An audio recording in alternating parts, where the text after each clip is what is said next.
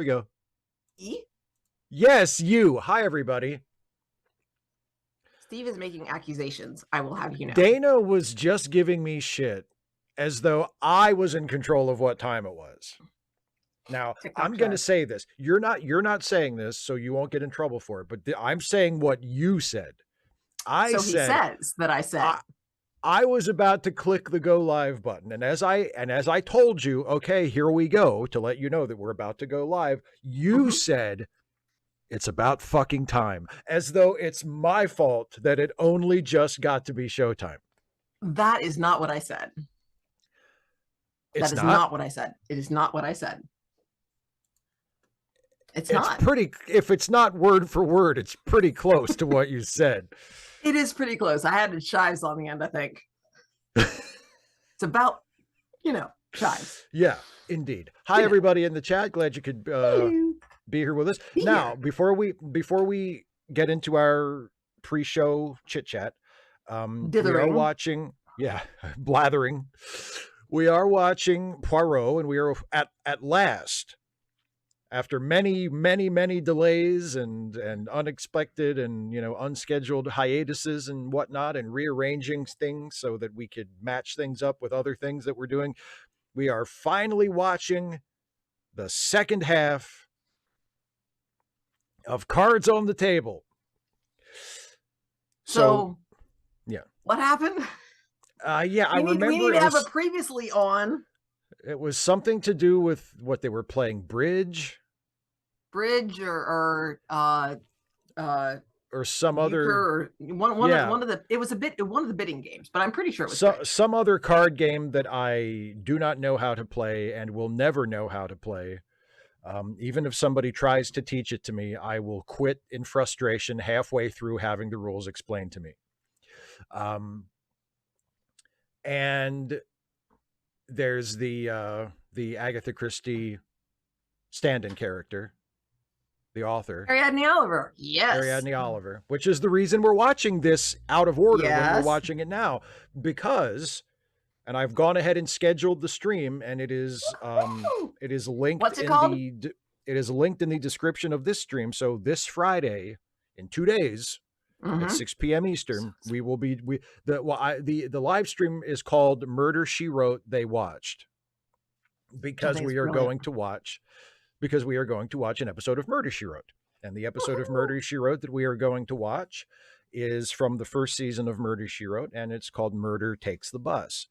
And the reason we're watching a Murder, She Wrote episode is because we're watching an Ariadne Oliver episode of Poirot, and they are Jessica Fletcher and Ariadne Oliver are similar characters. They're both mystery authors who solve mysteries. So, and also it seemed like it would be fun. And it seemed like it would be fun because Murder, She Wrote is a great show. It's a fun show. Yeah. Yes. So Caitlin says, I think I remember what happened in the first half. I have some help. There was a murder. Yes, there was a murder. Oh, Dr. Bashir. It was Dr. Bashir. Finally. One of those bastards killed Dr. Bashir. Finally. I love Dr. Bashir. I don't care how much of a scumbag he is. I loved this series for a reason.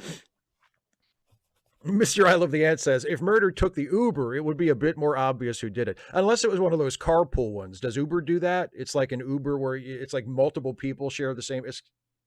I forget what it's called. Is it just called like Uber Pool? I'm not sure what it's called. Uber I don't group? know. I've never done it. Uber group sounds like a German word, but anyway. Mischievous Dragon says, I do remember stopping on the typewriter. So yes. If you haven't downloaded the episode, first download the episode or get it however you're getting acquire it through some means. But access to it. But then skip about halfway through, maybe a smidgen less IDK, but you want to be around 48, 42 where there's hands on the typewriter. Yes. That's indeed. Yes. And the time code is on the screen right now for those of you who need to sync up to it. Yes. 4842. That's where we're going to pick it up from. Hands on the typewriter. Yep.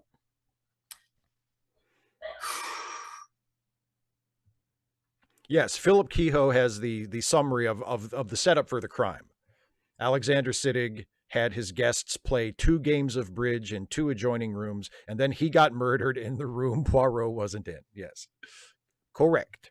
So the murderer was one of the bridge players, but who? That's the question. But we know it wasn't Poirot.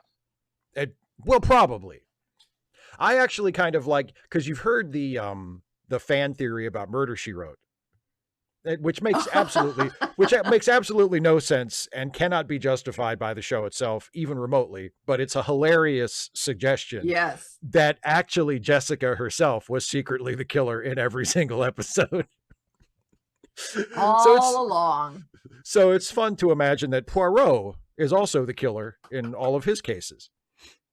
Yay, CMAC! Hey, CMAC's here. Wrong. So I was talking to CMAC earlier. He said he didn't think he could make it because he had like a meeting where he was going to be doing some organizer work, and apparently it was either before this or after this or on a different day. I don't know, but yay! I'm glad you're here. So CMAC, we got Murder She Wrote coming up on Saturday, Friday. One of those days, the end of the weekdays. I ain't doing no goddamn live stream on Saturday. I hate to tell you. You will if I tell you to. Hi, Kirak. So Hey, Kirak. So Liz, that's it's a thing. Yeah, and honestly, they should not because he's a detective or because he's there, but because he's a foreigner. Christie, because he's the foreigner, and I mean, she acknowledges that he faces that as a prejudice pretty often, but there's never any sense of trust him. He might have done it. Nobody ever calls Jap out on that. Yeah. Just that it's weird having him around because he's a foreigner. That's about it. Yeah. Snake Big Cat, Kirak, that's a good one. Snake Big Cat, that's a good one. Poirot plans all of the murders out using his little sleigh cells. Oh, see, Mike, I was just saying that I'm glad you're here. And that I'm glad you were wrong. Yes. So. But and Poirot has already made Patsy too. If the cops ever start getting too close and they're almost going to figure out that he's the one doing all the killing, he's got Hastings right there. Yep. Ready to walk right into it, ready to take the fall. Under the bus. Yep. Oh, Revente okay. I feel like you used to ask me these same questions under a different username. Who wins in a fight, Anthony from the Twilight Zone or Freddy Krueger? Anthony, duh. Anthony has like mind powers. He can wish Freddy into the cornfield. Freddy is powerless against him unless Anthony falls asleep. Like Anthony is in the real world and he's, Mm-hmm. So, I mean, I guess actually he would have to fall asleep for them to fight in the first place. And then I guess the question is, does Anthony's, telekinetic abilities, do they follow him into the dream world? It's not just telekinetic. I mean, he creates the reality. They're in a reality bubble. So, he can do it's not just telekinetic. He can do whatever he wants. So I would think that would include, power over sleep. Yeah, I think Anthony would win. Jester's Jinx, thank you very much for the super chat, my friend. Says, hey, I'm a huge fan. I found you through your political commentary, but I love your takes on Trek new to both. Well, welcome, and I'm glad you're here. Welcome, and I'm so sorry that we're going to be hopefully not letting you down, but perhaps showing you another thing to love about Steve's channel. Let's put it that way. Yeah. Let's frame Poirot. it. We watch Poirot too. And also, hopefully you don't mind my takes on Superman, because there's one of those that went up today, and spoiler alert, there's another one going up tomorrow because I shot another Superman video earlier today. Woohoo! And so also we'll be cutting out pretty quickly. We're not going to do our not Wordle game Wordmaster. Yeah. Because we have mutually agreed to not do Wordmaster tonight because Dana is exhausted and because I have a video to edit. So did I tell you? I don't remember if I ranted to you about what I think I complained to you about the whole the school where my tutoree was coming from was saying, oh, you can just, and I'm like, no, I can't just, that doesn't work. That doesn't work. That doesn't work. And then it's like a computer login thing, right? Yeah. So I wanted to be able to get him logged in so we could work on schoolwork, but it didn't work. I figured something else out, but I'm just irked about that. But then, so we have, every Wednesday we have either a homeroom or a club period, but it's like 45 minutes. So because I can only stay 25 minutes after dismissal to help students out. That's not really enough time to make up test. So club period becomes make up your freaking test time. And last Wednesday I was out. So now it's like, and also we have a break coming up, and, you know, winter sports are getting into gear. So, you know, passing becomes a thing. Otherwise you can't play. So all of a sudden I've got, let's see. So I had one student taking the poetry test. I had two students taking the narrative test.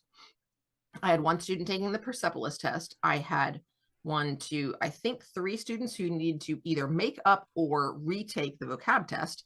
I had, and I've lost track. Oh, I had somebody coming in to work on the poetry project. That's a lot. Some pointers. I had another student who was coming in, needed to work on the essay revision. So like, I've got a bunch of students coming in. Everybody's doing something different. And this is in addition to the students that I just have to supervise because they're not in the club and I don't have a club that I'm running.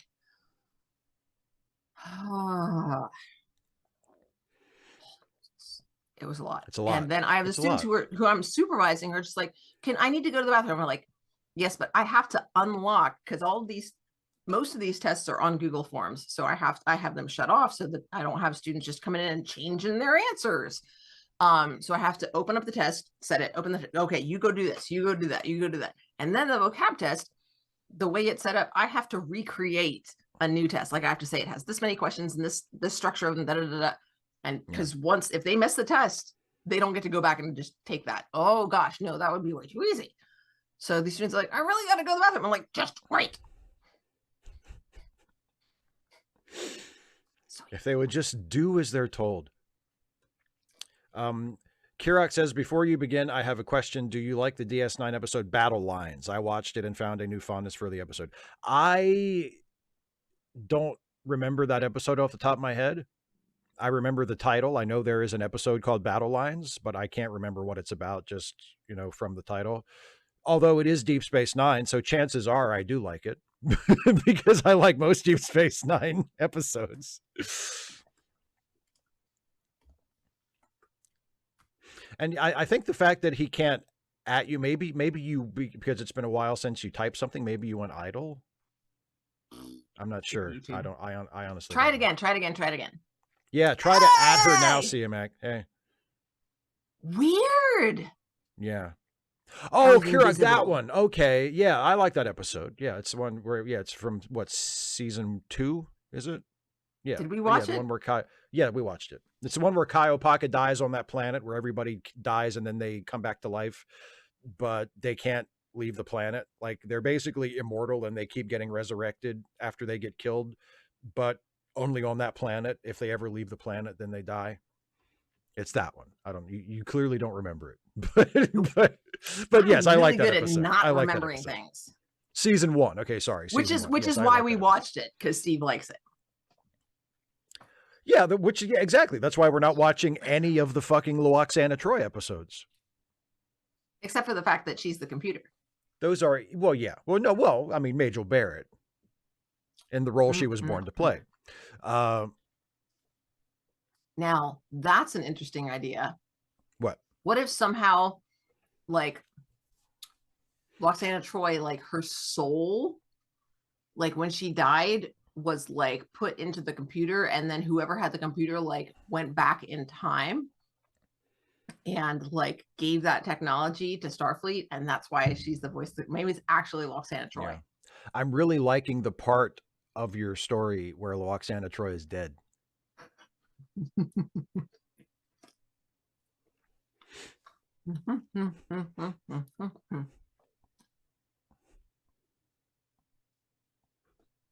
I have no idea. I've lost my comment chat affinity. I have no idea what that means. So yeah. But apparently, so it's been pretty hectic this month, and I was trying to figure things out. So tomorrow, so apparently I have like an extra time slot for tutoring, which I didn't realize until I looked at my schedule yesterday and saw that I didn't just have the 4 to 5 slot. I also had a 5 to 6. I was like, oh, good thing I checked, because whoops, I wasn't ready for that, but I got ready for it. Sort of. I mean, I was like, okay, this is a high school student. It was a student I had in class last year. And I'm like, okay, he's in high school. He'll have his own computer and he can log in. We're good. I don't know if it's the library's Wi-Fi or what, but I think it's the actual devices. They're just slow. But it is so hard to log them in. So I couldn't get him logged in. So I was like, fine. So I opened up a new browser window and I signed him in on my school computer, which is probably not a good idea, but I was like, fine, whatever. So we did that. And what I had forgotten is the reason that I don't have that is because Tuesday I was supposed to go at 6 o'clock to the board planning meeting. Did not do that. I looked at 6:30 and I'm like, oh, that's what I've got here. Well, tomorrow I don't have tutoring because oh yeah, there's a union meeting, like there's something. And then next week I had scheduled that I was supposed to help out with one of the basketball games at concessions, but then I moved that to December so that next Thursday I can go to the painting class. Right. And then I also had blocked out the following Thursday. I'm like, I don't have anything scheduled. I couldn't figure out. But then I did. Well, what is it? It's Thanksgiving. They're going to be closed. Oh, Thanksgiving. I was like, oh, so I didn't block that out. It's just blocked out because they're going to be closed. Maybe I did. I don't know. But so it's all that. You know everything you just went through just now. I want you to think of that the next time you tell me how exhausted you are. It's just one thing per day. I'm just in addition to your full-time job, which is exhausting. See, that's the thing. It's not the one thing per day. It's the teaching. Right, but that's the part that you're the least able / willing to do without. So, okay, I want to acknowledge a couple things in the chat. Snake Pit Cat says, out of curiosity, Steve, do you have a favorite bit from All-Star Superman? I mean, I would have to go back and read it again. It's been a while since I've read it. Obviously, the part where he, stops the teenager from committing suicide. That's the part that everybody always remembers.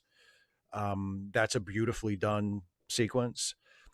And I really like the ending of it. And I like the visualization of, because at the end of All-Star Superman goes into the sun because the sun is going to go out, but Superman flies into the sun to reignite the sun because like Superman is dying throughout the story. And it's like he sort of spends the last of his energy to rejuvenate the sun and save the world.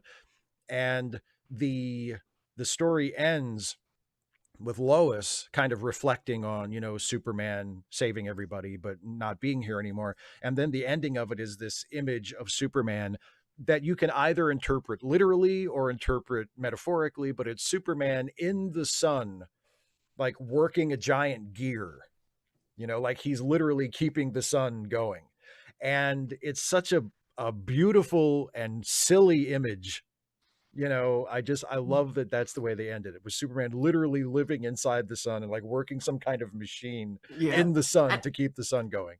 My brain immediately goes to, oh man, I didn't think I'd have to be doing this, I thought I was just going to die.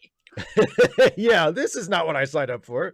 And then Gestures Jinx with another super chat. Thank you once again. Says, yeah, I love the comic book video. I want more. I remember reading that when I was 13. Speaking of the President Lex Luthor story. Yep. The only bad politician we really had to worry about is Bush. Boy, did that not age well. Yeah. Which one though? The second one. Okay. W. This was when Lex got elected president. Okay, so which was in the year 2000. So it was contemporaneous at the time. Yeah. Okay. Yeah. Yeah. So the next one, the one that goes up tomorrow, will not be about the comics. It will be about Superman and Lois, the TV series. But so comics adjacent. Comics derived, but not specifically about one of the comics. Oh, Snake Big Cat. Yeah, the resolution for Lex as well was good. I forgot about that. Yeah, Lex gaining Clark's power. This is again from All-Star Superman. Lex gaining Clark's powers, finally seeing the world the way Clark does, and it's shattering all the beliefs that made Lex a villain. Yeah. Yeah. He gets to touch true goodness. And he's like, oh shit. I was completely wrong about everything for my whole life. God, I suck. He has like a moment of clarity that real people like Lex never actually have. So it's a beautiful fantasy. Well, I mean, superpowers. Yeah, it's a fantasy. It's like, oh, he sees the error of his ways. The trooper power. The true superpower is, getting a rich person to change their mind and be good. Exactly. Yeah, exactly. Just like A Christmas Carol. Like, exactly. I get it. It's a fairy tale. It's like this would never really happen. You read A Christmas Carol and you read through like the fucking ghosts and the time travel and everything else, and then you get to the last chapter where Scrooge actually reforms, and you go, "Oh, it's a fantasy. I get it now."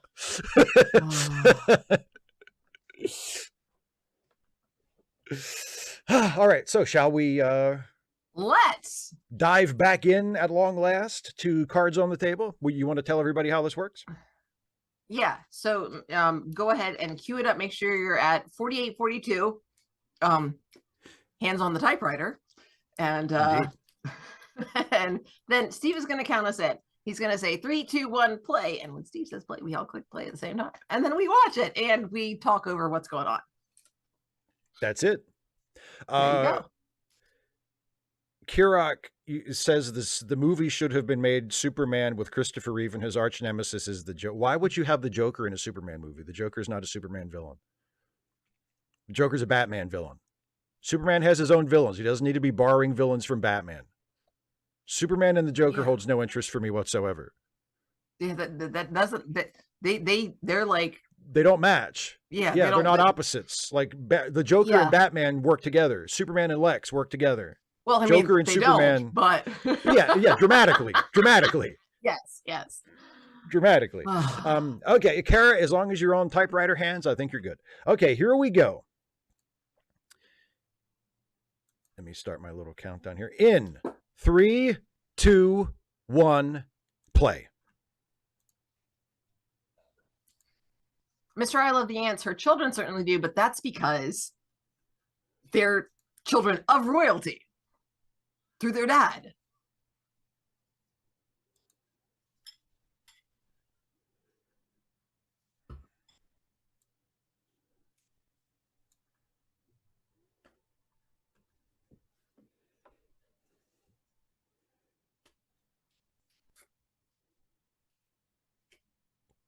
H.B. Haggett, not quite.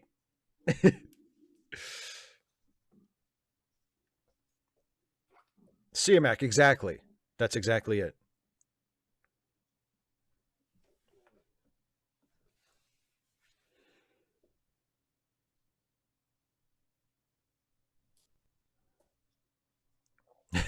I hate horticulture.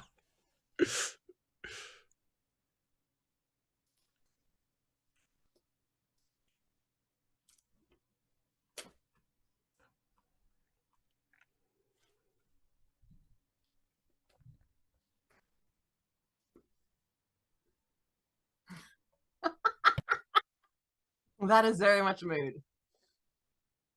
So, actually, no.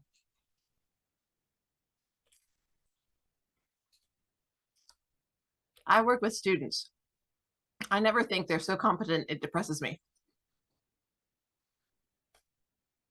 That's why I have a job.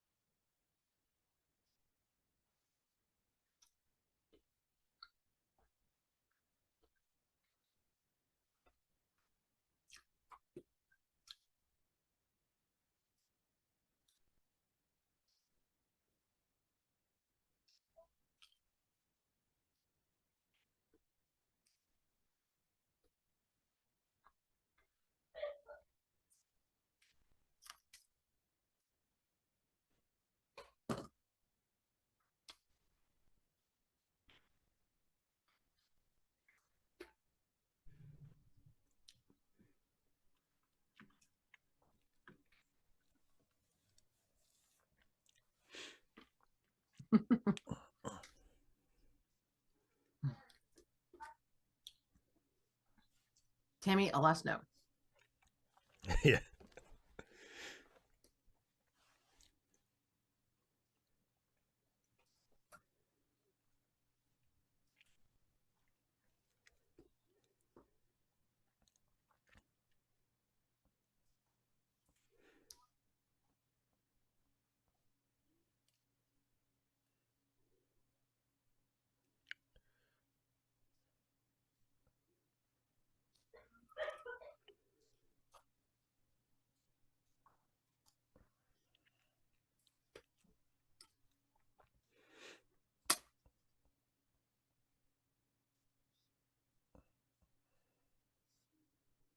Are you serious?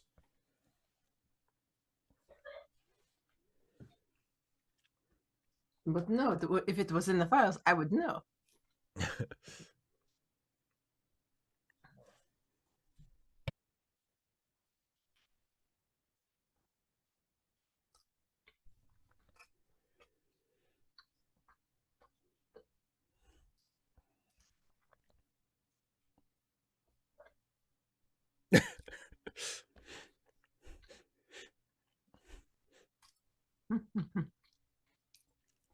Yum, yum, yum.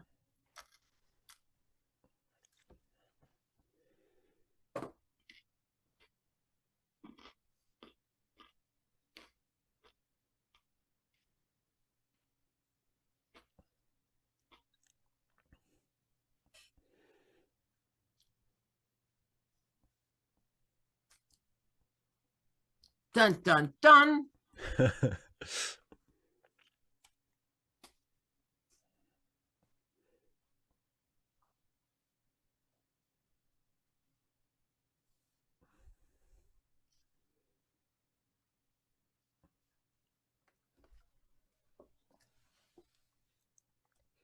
He's an officer, after all.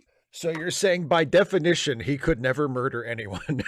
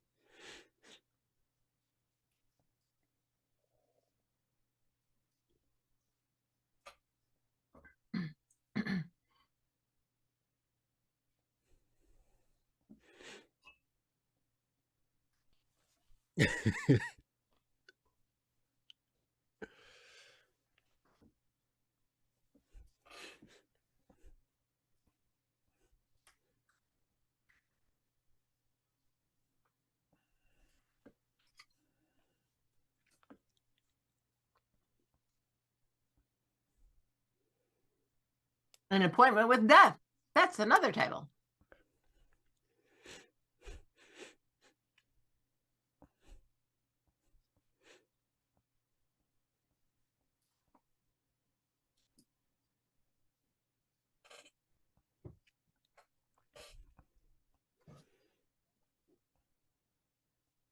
Imagine that.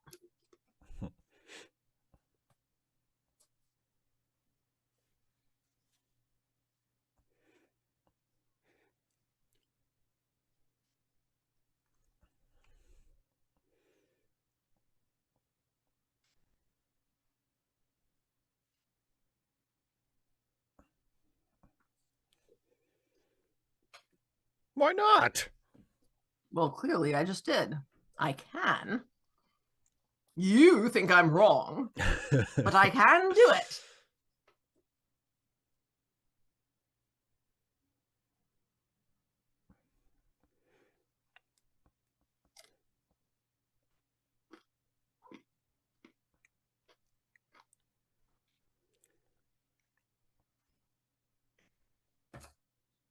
Mm-mm-mm.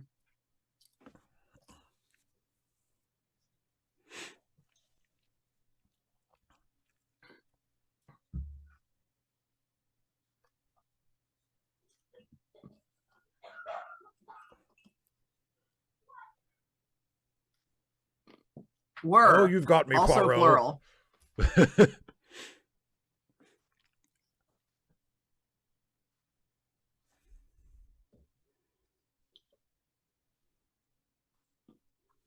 Hello, Human Frisk.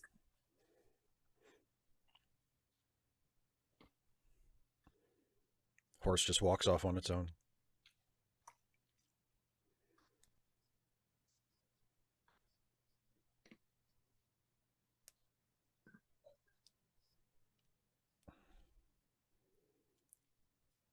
Had himself a good old time. He's doing mad scientist experiments. He mixed himself up a Dr. Jekyll potion.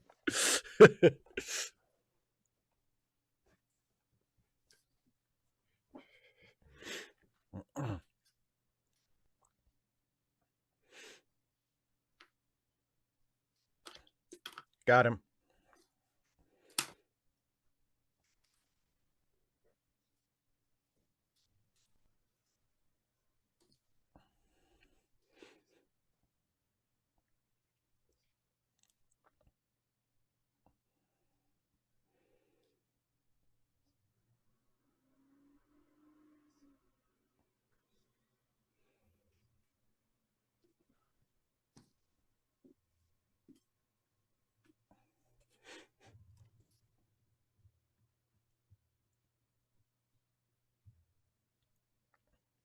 Mr. Body found out somehow. There they are. There they are once again, really in Egypt. So really in Egypt.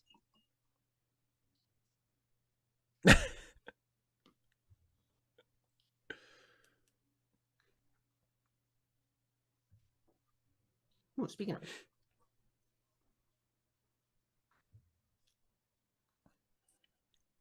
Well, Caitlin, more than the British police were not going to listen to the natives.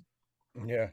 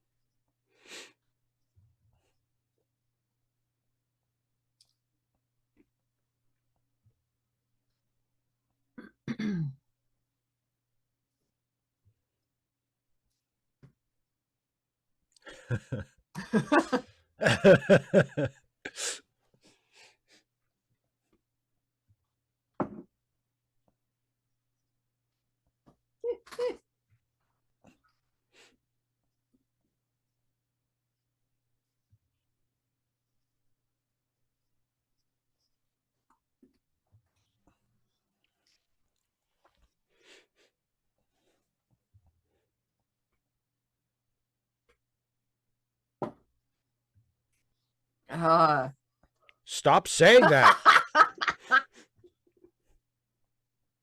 Damn it, I had the same thought. Yeah, they just lock the door and play bridge all night long. They just love bridge.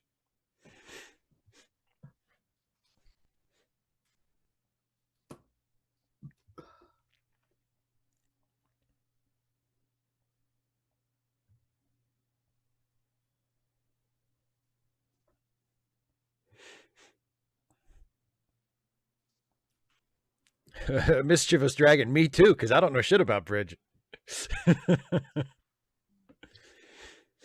I think it's explained. It's yeah, in the explanation, it does play in, but the key is that it's a partnered bidding game.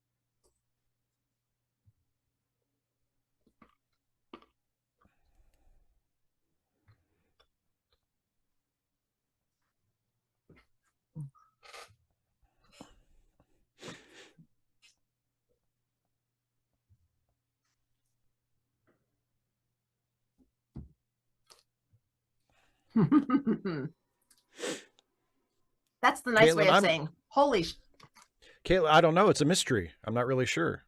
It's very subtle.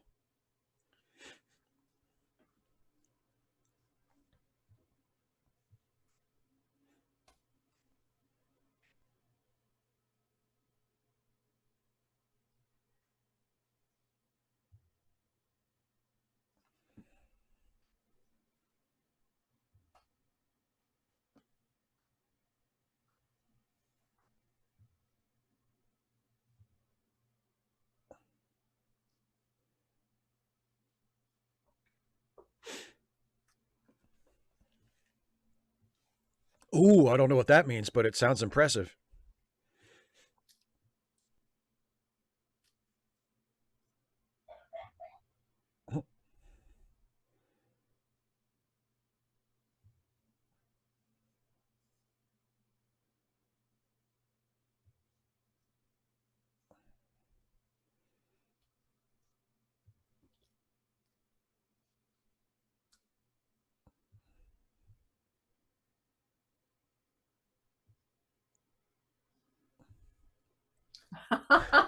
Oh, no, they are for me.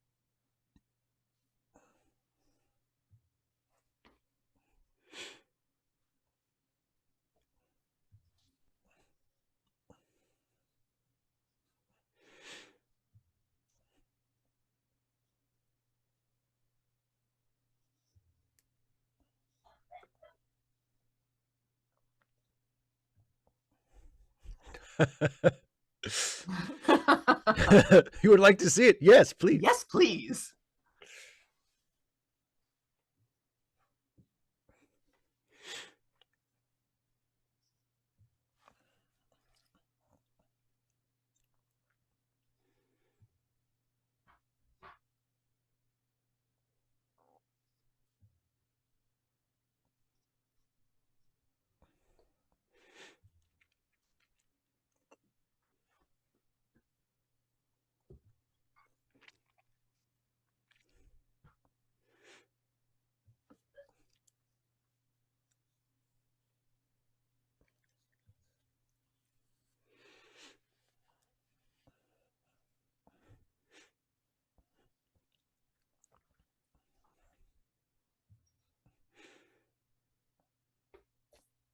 You fucked up now, Anne.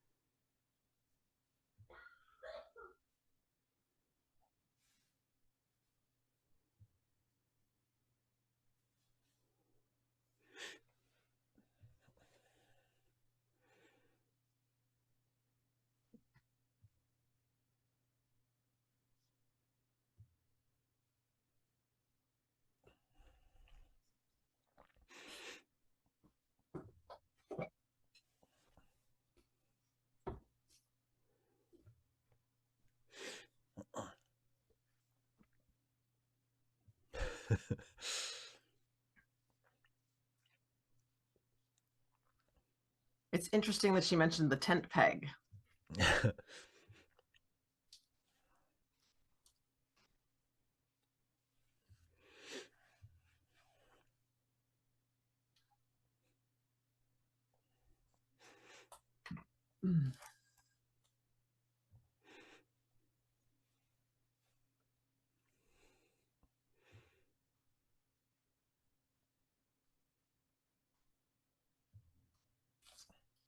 That's just what I said. I understand completely, or I understand well.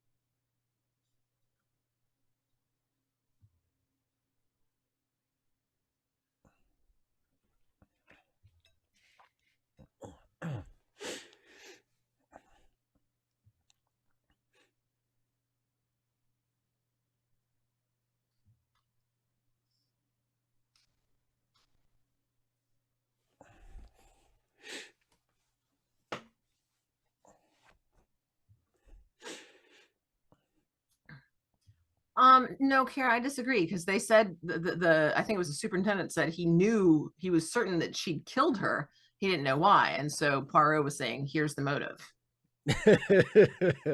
No, he's genetically enhanced.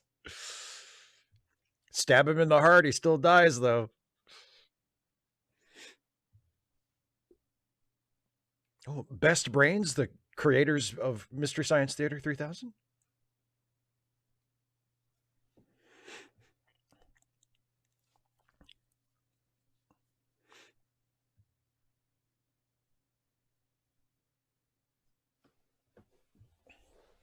Mm-hmm.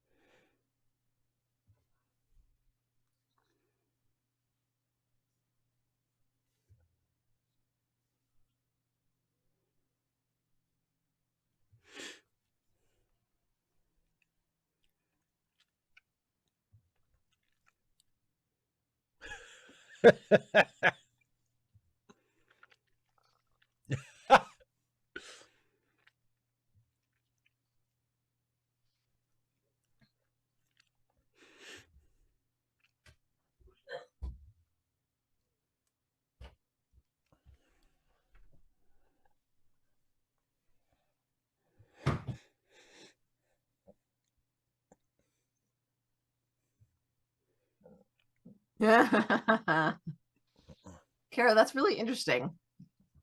It sounds like it's the second one of those that you don't like, and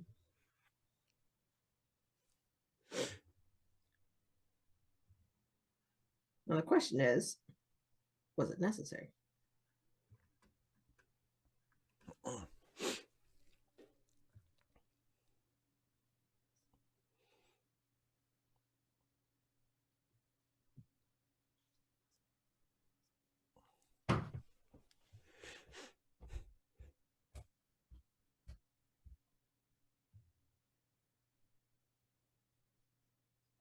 Sweet.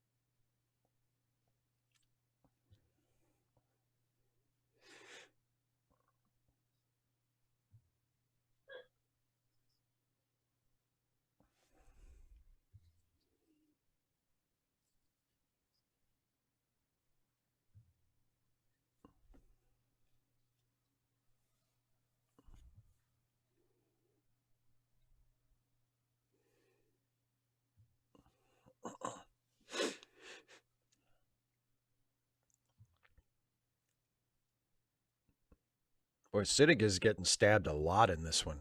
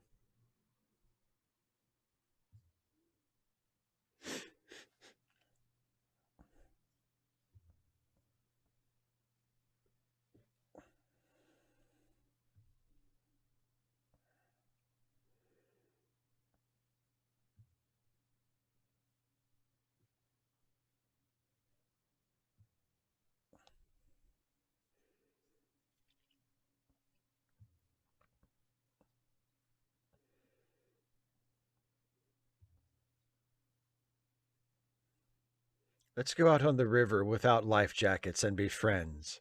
Let's go out into the deep part in the middle of the river without any life jackets and no one else around and be friends.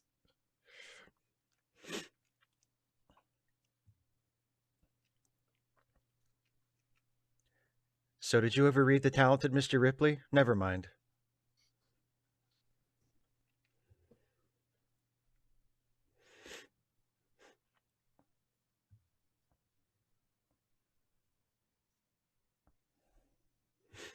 Dun, dun, dun. Is the phone ringing on our boat?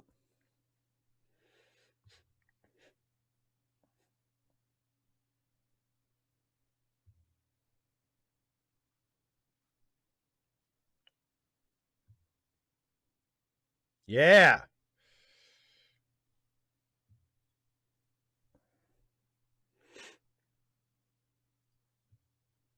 Well, that's slightly incriminating.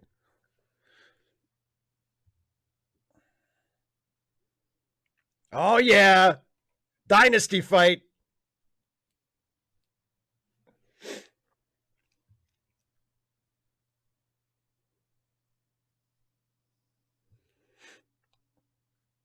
Poirot's like, I'm not getting in there.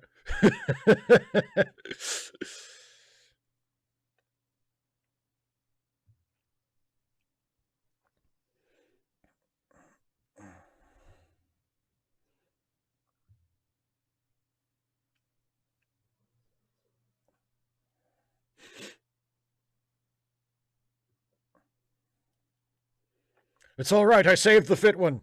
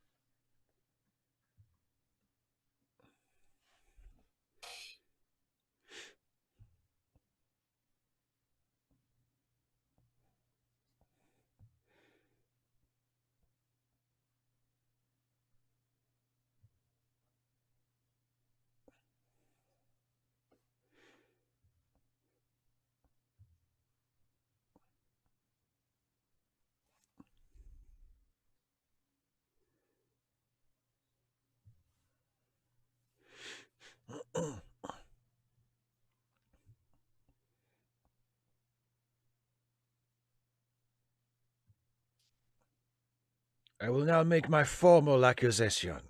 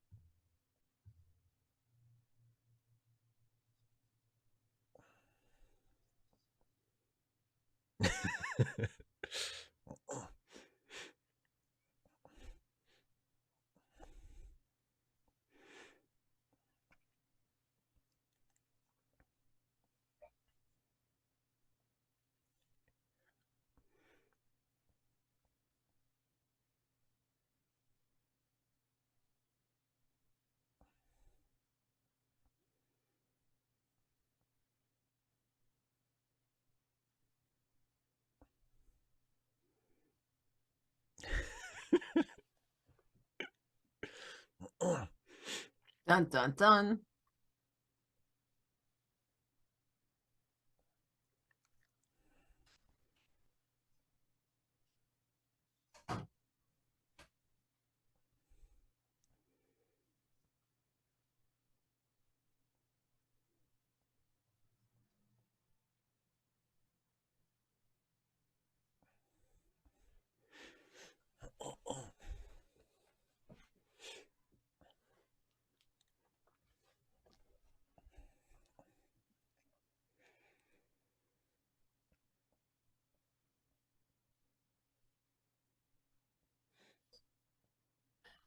Kara, I think it was the other way around.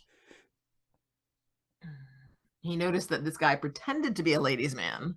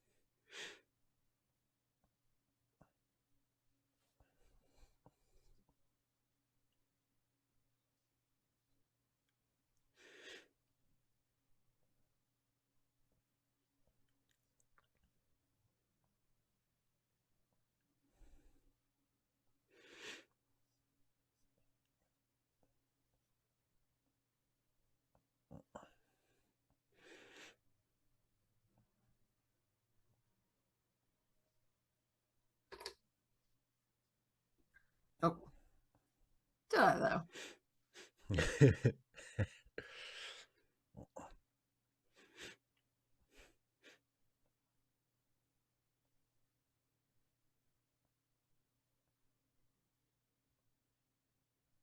Oh dear.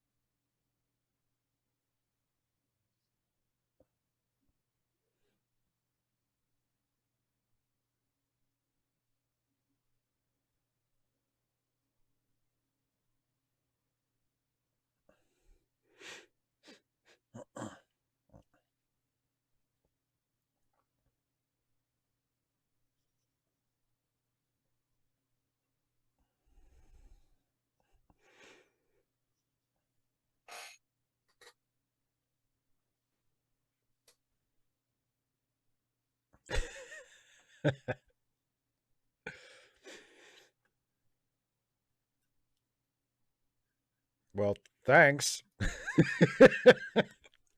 I'm gonna go home to my wife.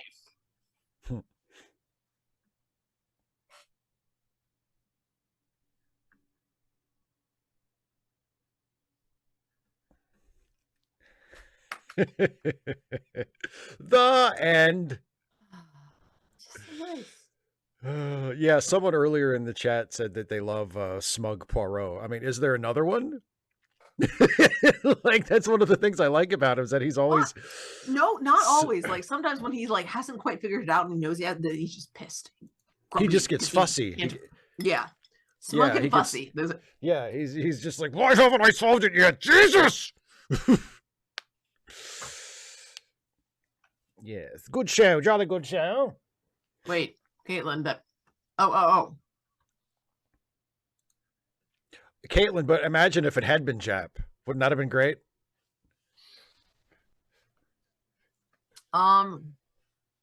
Seeing his mustache, his fucking push broom mustache twitch at the realization that Poirot has these photographs.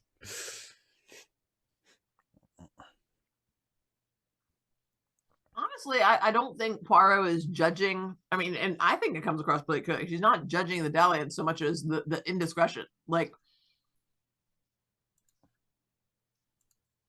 you let somebody take pictures of you.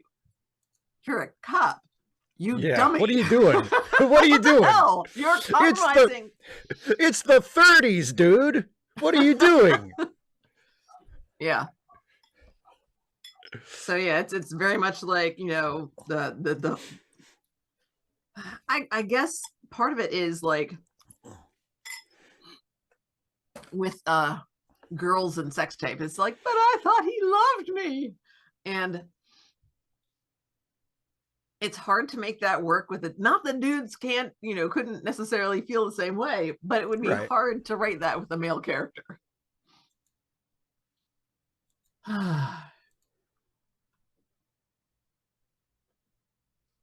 See, Mac, I'm not saying that. Hercule Poirot is saying that. Yeah.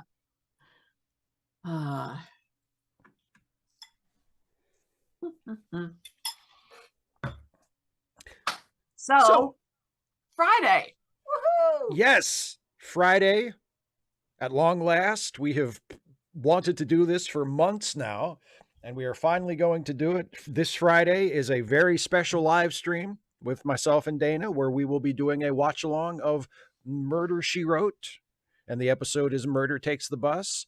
And the link to that live stream is in the description of this live stream. So if you want to go ahead and set a reminder for yourself and make sure you don't miss it. That would be lovely. Yeah, so that'll be Friday at 6 p.m. Eastern. We will be watching Murder, She Wrote together. Dana and I are going to watch it on Peacock. That is where it is streaming here in the States. If you don't have access to that, you have until Friday to find a copy of Murder Takes the Bus. You can borrow it from a friend. Wink, wink, nudge, nudge. Possibly from the library. Possibly. The library is my friend. Yes. The library. So, yeah. I am so ready to call it a night. I have not yet started squeaking, though. So, no, props just yawning. to me. Just that one there is as we're winding down. Not squeaking yet. Yep. Squeaking is when I'm like I'm holding on. Nope.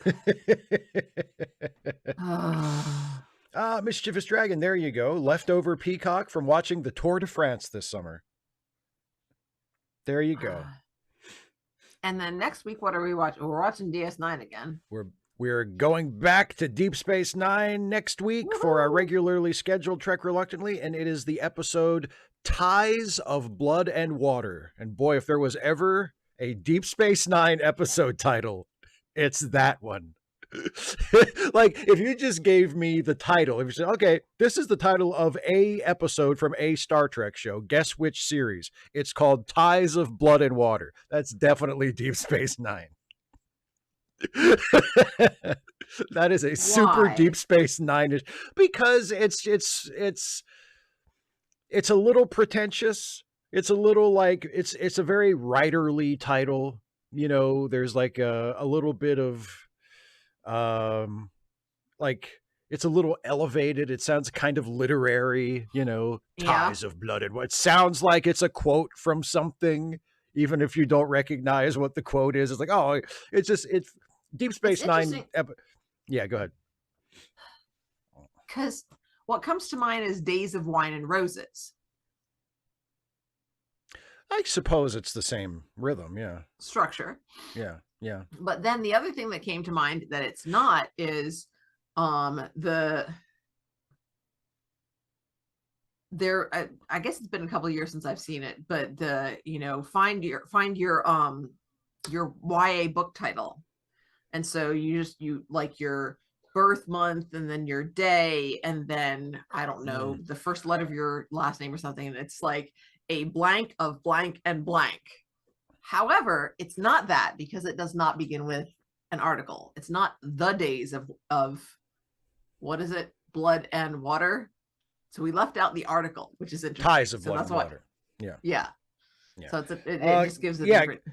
Caitlin, we're going back where we left off after this. Yeah, we jumped ahead and watched this one because it's the first one that had Ariadne Oliver. Because it's got Ariadne Oliver. Setting us up for my brain went, it's setting us up for Miss Marple. No brain. No, it's not. Nope. Although that is, yeah, and also Caitlin, yes, Deep Space Nine or Discovery. That's true. Some of the Discovery episode titles were super pretentious. Discovery, I think Discovery still holds the record for most pretentious Star Trek episode title. And I know I've mentioned it on here before.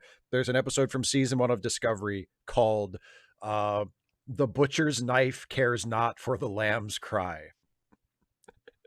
How that got out of the writer's room, I have no idea. How a producer, didn't say, okay, but seriously, we can't actually call it this. Like, this is a fun working title while we're writing it. This isn't going to actually be the title of the episode, right? And they're like, no. Well, they're like, yeah, we'll change it. And then, wait, did we change it? Oh, I knew you know what? I forgot. We submitted it with that. Oh, well.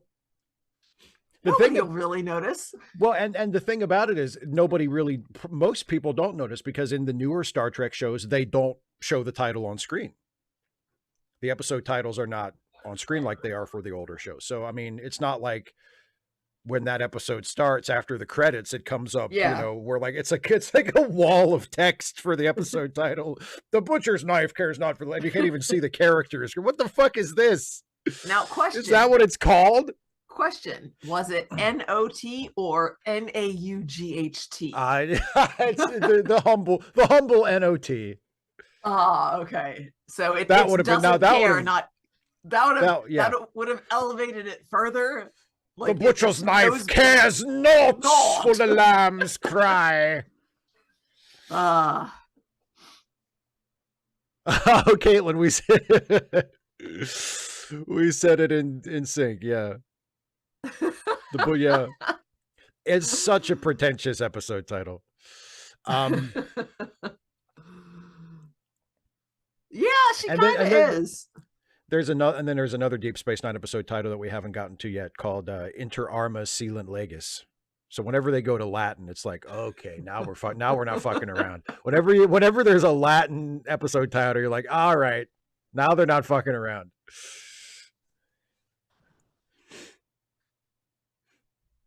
It makes me think of Tom Lear. Go ahead. Turn on the spigot, pour the beer in spigot, and gaudiamus igot, itor.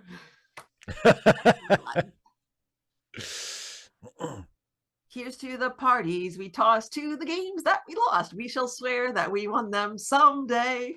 To the girls young and sweet, to the spacious backseat of our roommate's beat up Chevrolet. To the tables down at Maury's, wherever that may be, let us drink a toast to those we love the best. We will sleep through all the lectures and cheat on the exams, and we'll pass and be forgotten with the rest.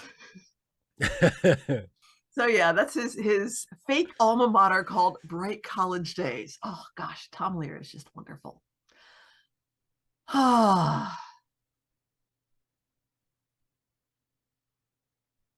Never met him. Probably not ever gonna. But you have the music in my soul, Steve. Liz says the real question is always whether the episode itself lives up to the title, or, well, to me, it's more like, is the episode good enough to justify having such a ridiculous title? Like, because if the episode is good, who cares what the title is? Like, if you watch an episode of Star Trek called "The Butcher's Knife Cares Not for the Lamb's Cry," and you are like having a great time, and you're like, "Shit, this is a really good episode." Well, who cares what the title is? The title could be anything. But if it's just kind of like an okay episode, and you're like, what is going on with that title? Well, that's just like, who decided to call it that? Because here's the thing: if it's a really, really terrible episode, but it's got a good title, you're like, I'm like extra let down, because I was thinking, like, oh, that's an intriguing title, and then the episode sucks. It's like it's worse. So, you know, if it's in the middle and you're just like, wow, that's kind of, they just kind of wasted that one. Yeah. Oh geez. Yeah, Caitlin, maybe it's that you see the episode title when you pause it, because I mean, unless the international cuts of the episodes are different than the ones we get here domestically, but I don't think so. I know that the episode titles are not on screen for all of the shows from Discovery on, except of course for Lower Decks, because you know they do that because that's how they did it on TNG, and Lower Decks is just, you know, chasing TNG. They even use the same font because they're shameless. But yeah, because I remember like Trekkies complaining about that when Discovery started. That was one of the meaningless little nitpicky things that people who were determined to not like the show complained about. Why don't they have the episode title? Shut the fuck up. Anyway. So somebody asked about season first of all, Kara, I believe we're going to get Poirot's Christmas, and then somebody asked about which episode of Murder, She Wrote it is. I just looked it up. It is okay. Season 1 episode 20. There we go. Murder Takes the Bus.